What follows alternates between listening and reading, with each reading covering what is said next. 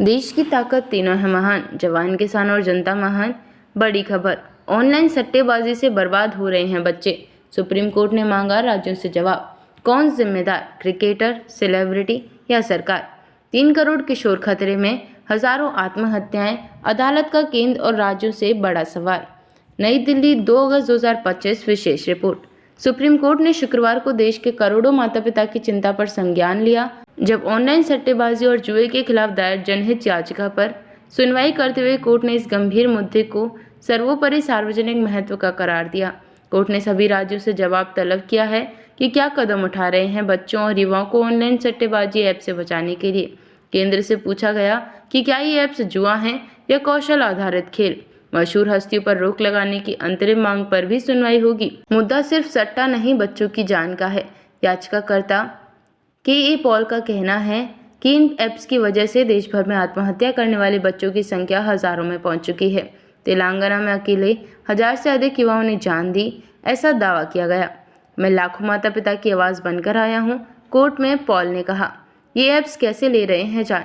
IPL और cricket मैचों की आड़ में चल रही ऑनलाइन सट्टेबाजी, महादेव ऐप जैसे कई अवैध प्लेटफॉर्म्स जो लगातार नाम बदलकर वापसी कर रहे हैं। बच्चों को सेलिब्रिटीज के जरिए लुभाया जाता है, जिनमें कई पूर्व क्रिकेटर और अभिनेता शामिल हैं।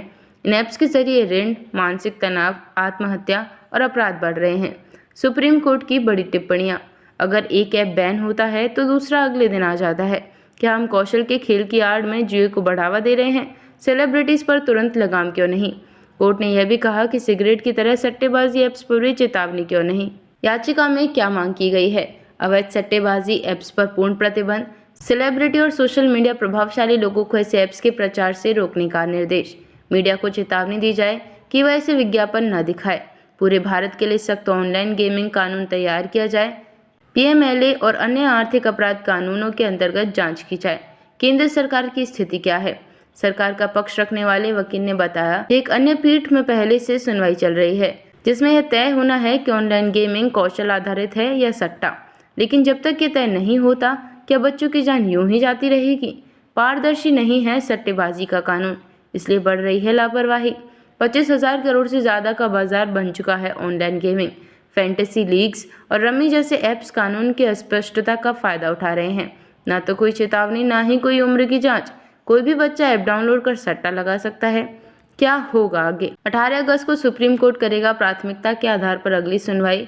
अटॉर्नी जनरल और सॉलिसिटर जनरल से कोर्ट ने मांगा सहयोग। सभी राज्यों को नोटिस, जवाब देना अनिवार्य।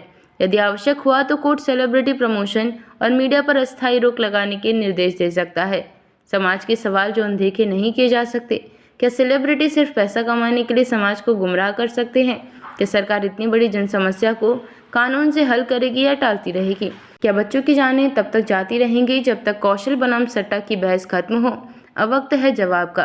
क्या भारत तैयार है ऑनलाइन जुए से लड़ने के लिए? यह केवल एक याचिका नहीं, एक राष्ट्रीय चेतावनी है, एक ऐसा मोड़ जहां कानून, समाज और नैतिकता को एक साथ खड़ा होना होगा।